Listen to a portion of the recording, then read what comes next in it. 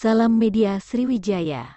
Buntut Wali Kota Palembang Haji Harnojoyo melakukan pembiaran terhadap bangunan bersejarah di Kota Palembang yakni Balai Pertemuan Aliansi Masyarakat Peduli Cagar Budaya (AMPCB) yang terdiri dari seniman, budayawan, sejarawan, mahasiswa, pencinta sejarah dan masyarakat Kota Palembang resmi menyegel Balai Pertemuan Palembang.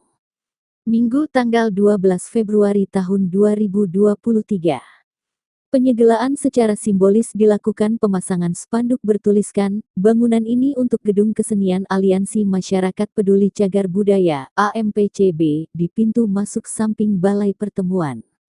Febri Al-Lintani dari Komunitas Budaya Batanghari 9 Kobar 9 mengatakan, setelah penyegelan ini kita tetap melanjutkan aksi, kemungkinan aksi ke Komisi 4 DPRD Kota Palembang. Minggu depan kita akan gelar lagi pentas kesenian di sini dengan lebih terencana. Kita usahakan ada sound system, ada lampu dan tempat duduk. Kita akan lebih terarah lagi dan yang mengisi acara akan lebih terarah dan kemungkinan ada pemutaran film karena tempat ini juga lahirnya komunitas film tahun 2014 di Kota Palembang, katanya.